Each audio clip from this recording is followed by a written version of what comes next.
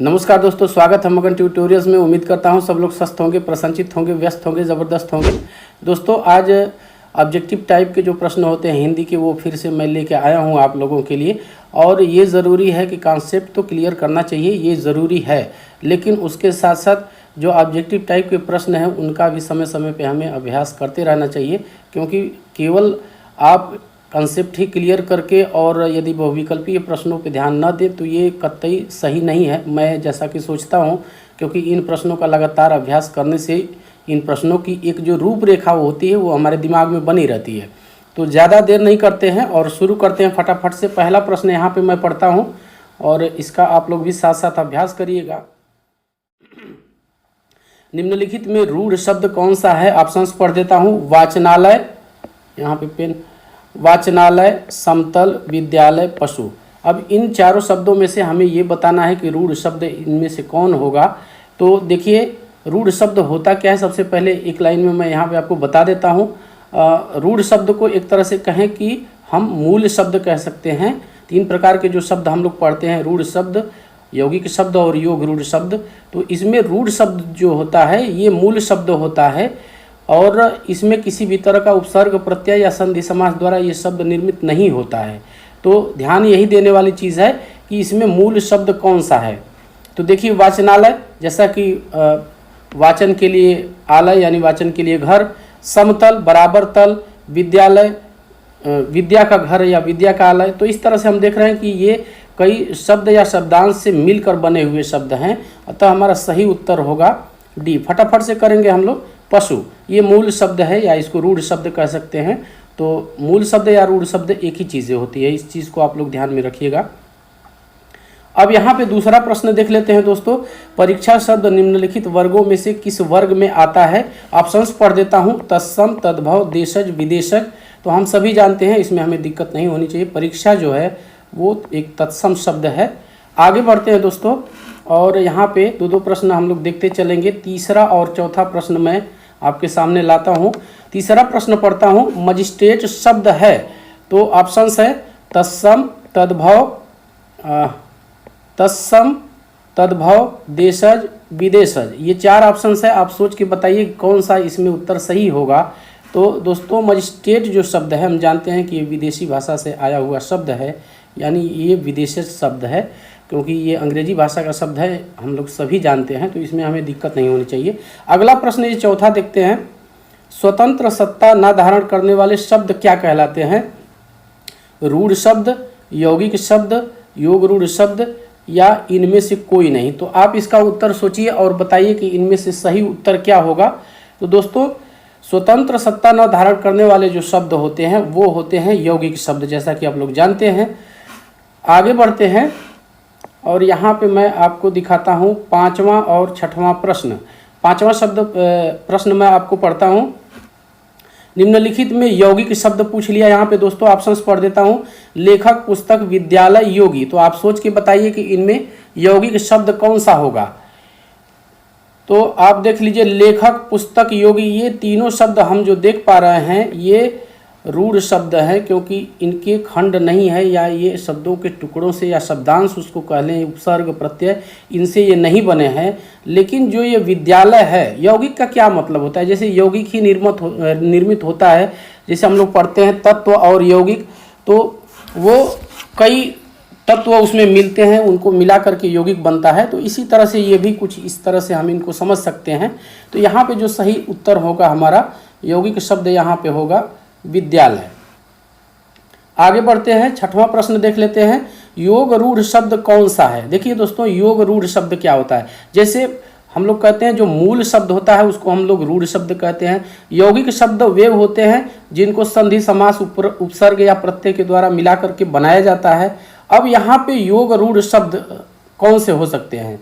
तो योग रूढ़ शब्द वो होते हैं कि जो यौगिक तो होते हैं लेकिन जिनके सार्थक खंड हम नहीं कर सकते हैं। एक चीज़ आप ध्यान में रखिएगा, शब्दों का वर्गीकरण मैंने पढ़ा भी रखा है, तो वहाँ से भी आप जाके कंसेप्ट अपना क्लियर कर सकते हैं। फिलहाल मैं यहाँ पे वीडियो जल्दी जल्दी खत्म करना चाहता हूँ। तो योग रूढ़ शब्द पूछ रहा है यहाँ पे। योग रूढ़ शब्द दोस्तों होगा, ऑप्शंस पढ़ देता हूँ मैं। पीला, घुड़सवार, लंबोदर और नाक। तो यहाँ पे योग रूढ़ शब्द होगा दोस्तों ये लंबोदर। अब योग रूढ़ ये क्यों है लंबोदर, मैं आपको यहीं पे बता देता हूँ। योग रूढ़ शब्द यौगिक तो होते हैं लेकिन इसके सार्थक खंड नहीं किए जा सकते। लंबोदर का मतलब होता है जो बहुव्रीहि समास के जो शब्द होंगे, जो भी बहुव्रीहि समास के अंतर्गत शब्द आते हैं वो योग रूढ़ शब्द ही होते हैं। तो ये आप ध्यान में रखिएगा, इनके सार्थक खंड आप नहीं कर सकते। जैसे योग रूढ़ शब्द है तो इसको यदि हम इसका विग्रह करेंगे समास के रूप में तो लंबोदर, लंबा है उदर जिनका, यानी गणेश जी। तो गणेश जी में कोई आप सार्थक खंड उनके जो गणेश हैं उनका सार्थक खंड आप नहीं कर सकते। तो आप लोग समझ गए होंगे। आगे बढ़ते हैं। यहाँ पे मैं आपके सामने लाता हूँ 7वां और 8वां प्रश्न, दो प्रश्न हम लोग देखते चलेंगे। भारतीय शब्द का बहुवचन है, तो ये बहुत आसान सा है दोस्तों, ऑप्शंस पढ़ देता हूँ। भारतीयों, भारतीयों, भारतीयों और इनमें से कोई नहीं, कुछ उटपटांग सा दिया हुआ है। लेकिन यहाँ पे आप ये देख लीजिए कि वर्तनी शुद्धिकरण से ही संबंधित ये है। अब ये जो भी परीक्षा नियामक संस्था है वो जानना चाहती है कि वर्तनी का हमें कितना ज्ञान है, तो इसलिए ये शब्दों का बहुवचन तो इसने पूछा है, लेकिन यहाँ पे मतलब यही निकलता है इसको देख करके कि ये वर्तनी जानना चाहता है। यहाँ ऑप्शन जैसा कि हम सभी जानते हैं ए सही होगा, भारतीयों लिखा जाता है जब। इसीलिए दोस्तों कहता हूँ कि किताबों पे आप बने रहिए, हमेशा किताबों से यदि जुड़ाव रखेंगे तो इस तरह के शब्दों में आपको भ्रांति पैदा नहीं होगी। तो अगला प्रश्न देखते हैं दोस्तों। अगला प्रश्न है स्त्रीत्व शब्द में कौन सी संज्ञा है। ऑप्शंस पढ़ देता हूँ। जातिवाचक, व्यक्तिवाचक, भाववाचक और द्रव्यवाचक। तो आप सोचिए और बताइए कि इसमें कौन सी संज्ञा का प्रकार होगा। जातिवाचक होगा, व्यक्तिवाचक होगा, भाववाचक या फिर द्रव्यवाचक। तो स्त्रीत्व है, हम लोग देख रहे हैं कि ये भाव का बोध करा रहा है दोस्तों। जिन शब्दों से किसी भाव का बोध हो उसको हम लोग कहते हैं भाववाचक संज्ञा। और यहाँ पे जो स्त्रीत्व है ये भाववाचक संज्ञा ही होगा। मैंने आपको ये बताया था एक चीज़ कि पिछले वीडियोस में भी मैंने बताया है कि आप यदि भाववाचक संज्ञा की पहचान करनी है तो आप इस तरह से कर सकते हैं एक लाइन में कि भाववाचक संज्ञा को ना आप छू सकते हैं और ना ही देख सकते हैं।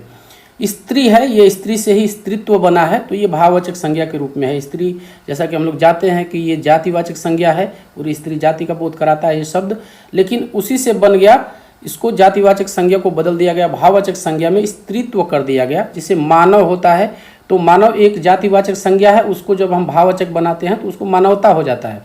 तो इसी तरह से है, आप लोग इसको पढ़ते रहिए और देखते रहिए। आगे बढ़ते हैं। यहाँ पे पेज चेंज है तो एक ही प्रश्न हम लोग देखेंगे। 9वां है कृदंत प्रत्यय किन शब्दों के साथ जुड़ते हैं। ये दोस्तों इसमें इसका उत्तर बताने में हमें दिक्कत नहीं होनी चाहिए। ये क्रिया शब्दों के साथ जुड़ते हैं। हम सभी जानते हैं कि कृदंत जो प्रत्यय होते हैं, कृत प्रत्यय होते हैं, कृत प्रत्यय से बने हुए जो शब्द होते हैं उनको हम कृदंत कहते हैं, और ये प्रत्यय क्रिया के साथ ही जोड़े जाते हैं। तो ये चीज़ हम लोग को ध्यान में रखनी है। आगे बढ़ते हैं। 10वां और 11वां प्रश्न मैं आपके सामने लाता हूँ। 10वां पढ़ता हूँ। बुढ़ापा भी एक प्रकार का अभिशाप है, इसमें बुढ़ापा शब्द की संज्ञा है। दोस्तों यहाँ भी आप समझ ही गए होंगे कि क्या चीज़ है। तो ऑप्शंस फिलहाल मैं पढ़ देता हूँ। जातिवाचक, व्यक्तिवाचक, भाववाचक और आखिरी है द्रव्यवाचक। तो आप बताइए बुढ़ापा, बूढ़ा से ही बुढ़ापा बना हुआ है, हम सभी समझ गए होंगे कि ये भाववाचक संज्ञा है।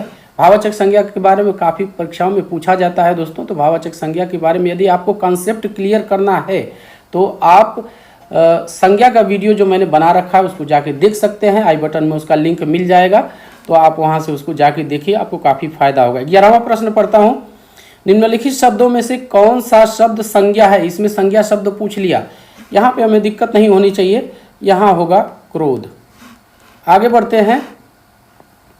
12वां और 13वां प्रश्न हमारे सामने हैं और इसमें है आंसू का बहुवचन होगा। ऑप्शंस पढ़ देता हूँ। आंसू, पेन नहीं सेलेक्ट किया, आंसू, आंसुएं, आंसुओं, इनमें से कोई नहीं। तो दोस्तों ये तो हम आसानी से बता सकते हैं, ये आंसुओं होगा इसका सही उत्तर, ये बहुवचन है।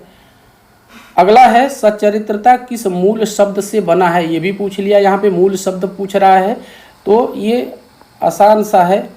ये सच्चरित्रता जो है चरित्र से ही बना है। तो आगे बढ़ते हैं। 14वां और 15वां प्रश्न हमारे सामने हैं, इनको देखते हैं। इसमें 14वें में पूछ लिया कौन सा शब्द पुंगलिंग है।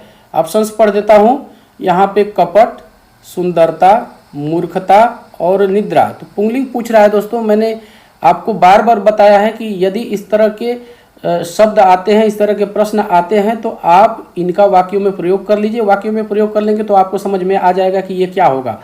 जैसे कपट है, तो शकुनी ने छल कपट से जुआ जीता था, तो इससे हम कह सकते हैं कि ये पुल्लिंग शब्द है। बाकी तीनों शब्दों पे भी विचार कर लेते हैं। यहाँ पे सुंदरता, उसे अपनी सुंदरता पर घमंड है। जैसे कहते हैं ना कि उसे अपनी सुंदरता, अपना सुंदरता नहीं कहेंगे इसको, ये अपनी सुंदरता होगा। तो स्त्रीलिंग है।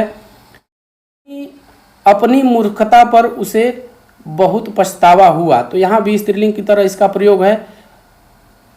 दिन भर काम करते रहने की वजह से उसे नींद आ गई, तो नींद आ गई का मतलब ये निद्रा आ गई, तो ये भी स्त्रीलिंग की तरह है। इसलिए हमारा जो पहला ये ऑप्शन है वो कपट सही होगा। तो आप लोग समझ रहे होंगे। 15वां प्रश्न देखते हैं दोस्तों। निम्न में से भाववाचक संज्ञा कौन सी है? भाववाचक संज्ञा के बारे में चूंकि पूछता है, इसलिए दोस्तों मैंने यहाँ पे ज़्यादा से ज़्यादा इस तरह के प्रश्नों को शामिल किया है और मैंने इनको मार्क नहीं किया है। तो इसका मतलब आप ये ना समझिएगा कि ये परीक्षाओं में पूछे नहीं गए। आपको जितने भी प्रश्नों का मैं बता रहा हूँ यहाँ पे, वो किसी न किसी परीक्षा में पिछले वर्षों में पूछे जा चुके हैं। तो इस चीज़ को आप लोग सीरियसली इनकी प्रैक्टिस कीजिए और भी आपके पास जो सामग्री है उनसे आप प्रैक्टिस करते रहिए, इससे आपको बहुत फायदा मिलेगा। 15वां पढ़ता हूँ। निम्न में से भाववाचक संज्ञा कौन सी है? तो यहाँ शत्रुता, वीर, मनुष्य, गुरु। तो आप देखिए इसमें से भाववाचक संज्ञा क्या होगी। हम सभी सहज अंदाजा लगा सकते हैं कि यहाँ पे भाववाचक संज्ञा ये शत्रुता होगा। आगे बढ़ते हैं। 16वां और 17वां प्रश्न देखते हैं। तो शिवा बावनी की रचनाकार हैं, ये 16वां प्रश्न है दोस्तों। शिवा बावनी के रचनाकार हैं। ऑप्शंस पढ़ देता हूँ। पद्माकर, भूषण, केशवदास और जगनिक। तो दोस्तों याद रखिएगा, शिवा बावनी की रचनाकार जो है वो हैं भूषण।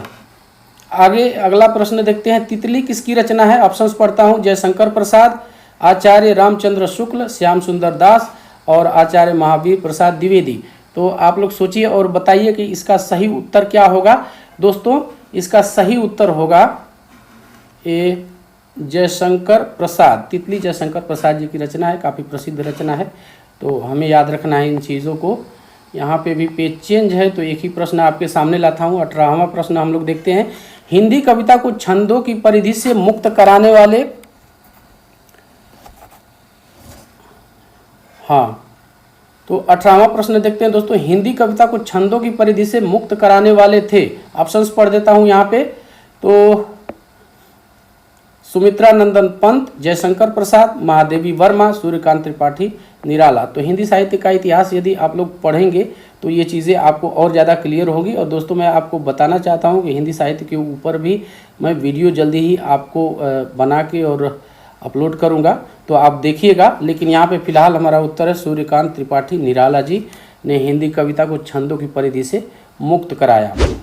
आगे बढ़ते हैं। 19वां और 20वां प्रश्न हमारे सामने है दोस्तों। जन्मेजय का नाग यज्ञ किसकी कृति है? सेठ गोविंद दास, जयशंकर प्रसाद, लक्ष्मी नारायण लाल और गोविंद बल्लभ पंत। तो ये चारों ऑप्शंस आप देख लीजिए और बताइए कि इसका सही उत्तर क्या होगा। जन्मेजय का नाग यज्ञ, ये सही उत्तर दोस्तों इसका होगा जयशंकर प्रसाद। तो जन्मेजय का नाग यज्ञ जो कृति है वो जयशंकर प्रसाद जी की है। तो अगला प्रश्न देखते हैं दोस्तों। अगला प्रश्न है 20वां। चिंतामणि के रचनाकार हैं। ऑप्शंस पढ़ देता हूँ यहाँ पे।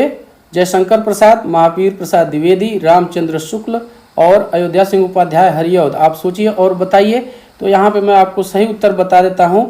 चिंतामणि की रचनाकार है रामचंद्र शुक्ल जी। तो दोस्तों उम्मीद करता हूँ कि आपको आज की ये वीडियो पसंद आई होगी और आपसे मैं कहूँगा कि आप कॉन्सेप्ट क्लियर कीजिए, विस्तृत रूप में चीज़ों को ज़रूर पढ़िए और उसके साथ साथ हफ्ते में 1 बार या 2 बार आप ऑब्जेक्टिव टाइप के प्रश्नों का भी अभ्यास करते रहिए, विशेषकर उन प्रश्नों का जो पिछली परीक्षाओं में पूछे।